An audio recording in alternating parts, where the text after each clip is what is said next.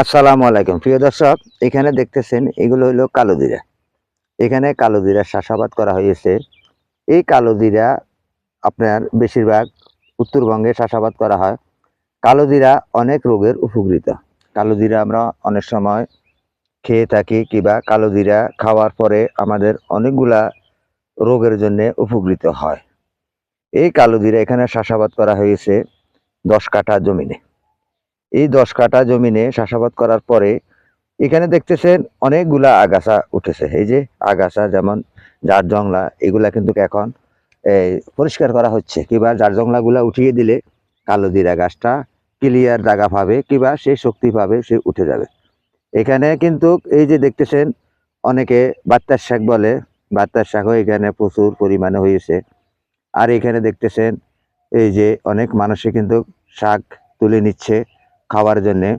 আর এখানে এই যে মহিলা কর্মী দিয়ে কিন্তু এখানে কাজ করা হচ্ছে। এই যে এরা এখানে কাজ করতেছে, মহিলারা এখানে কাজ করে যাচ্ছে 10 কাঠা জমিনে। এই জমিনটা আমি নিয়েছিলাম আমার এক ভাই থেকে, বন্ধক হিসাবে নিয়েছিলাম। এখানে চাষাবাদ করা হয়েছে। কালোজিরার পরে এখানে আবার কিন্তু পাট বুনি দেওয়া হবে। এখানে পাট বুনি দেওয়া হবে, পাট লাগানি হবে। তাই আপনারাও এইভাবে কালোজিরা চাষাবাদ করতে পারেন। যদি 10 কাঠা জমিনে যদি আমি 3 মণ কালোজিরা পাই, তাহলে 3 15 45,000 টাকা আমার এখান থেকে আসবে। আর যদি 2 মণ পাই তাও 30,000 টাকা আসবে। তাহলে কিন্তু আমি অনেক লাভবান হব, অনেক স্বাবলম্বী হব এই চাষাবাদে। তাই আমি সকলের প্রতি বলি, আপনাদের যে খালি জায়গাগুলো আছে, পরিত্যক্ত জায়গাগুলো আছে, আপনারা যদি এইভাবে যদি কালোজিরা চাষাবাদ করেন, অবশ্যই আপনারাও লাভবান হইতে পারবেন। লাভবান হইতে হইলে আমাদেরকে কষ্ট করতে হবে। কষ্টের ফল একসময় আসবে। তাই সকলের প্রতি আহ্বান জানাতেছি, আপনারাও ঘরে বসে না থেকে চাষাবাদ করুন।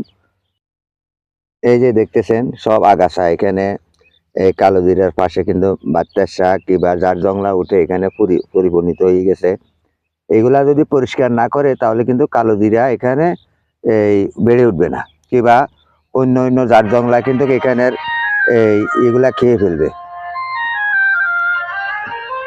তাই আপনারা সব সময় আমার এই ভিডিওটা দেখেন, আপনাদেরকে আমি ভিডিওগুলা দিয়ে থাকি। আপনারা এই হিসাবে চাষাবাদ করুন। এই চাষাবাদের মাধ্যমে আপনিও ভালো আয় করতে পারবেন কিংবা উন্নতি করতে পারবেন। উন্নতি করতে হলে আমাদেরকে অনেক কষ্ট করতে হবে, অনেক চেষ্টা করতে হবে। চেষ্টার ফল একদিন আসবে। ঘরে বসে থাকলে আপনাকে কেউ 10 টাকা দিবে না কিংবা আপনার খালি পরিত্যক্ত জায়গাগুলা ফেলে রেখেছেন। ফেলে রাখার কারণে আমাদেরকে বাজার থেকে কিনে খেতে হয় কিংবা বাইরের রাষ্ট্র থেকে আনতে হয়। তাই আমরা চেষ্টা করব আমরা এখানে চাষাবাদ করে যেন আমরা নিজেরা যেন বাংলাদেশকে একটা স্মার্ট কৃষিতে পরিণত করতে পারি, সেটাই আমাদেরকে চেষ্টা করতে হবে। তাই আপনারা এই হিসাবে চাষাবাদ করতে পারেন। কালোজিরা, পাট, রসুন, পেঁয়াজ, বিভিন্ন রকমের রবি শস্য আপনারা চাষাবাদ করুন। সকলকে আমি ইউটিউব চ্যানেল ও ফেসবুক পেজের পক্ষ থেকে বলতে চাই, আপনারা সবসময় চাষাবাদের মাধ্যমে মনোযোগী হইতে হবে। চাষাবাদে মনোযোগী হইলে আমাদের আর অভাব অনটন থাকবে না। প্রিয় বন্ধুগণ, এই যে এখানে দেখতেছেন সম্পূর্ণ সম্পূর্ণ শ্বাস, সরিষা, গবাদি পশুর খাদ্য এখানে মানুষ চাষাবাদ করছে। এই চাষাবাদের মাধ্যমে এই যে এখানে দেখতেছেন এগুলো হলো রসুন। আমি আপনাদেরকে পরবর্তী রসুনের ভিডিওটা দিয়ে যাব। আপনারা অবশ্যই আমার স্ক্রিন জুড়ে থাকবেন কিংবা আমার ভিডিও দেখবেন। সকলকে ইউটিউব চ্যানেল ও ফেসবুক পেজের পক্ষ থেকে আন্তরিক ভালোবাসা, অভিনন্দন জানিয়ে আমি এখান থেকে বিদায় নিচ্ছি। আসসালামু আলাইকুম।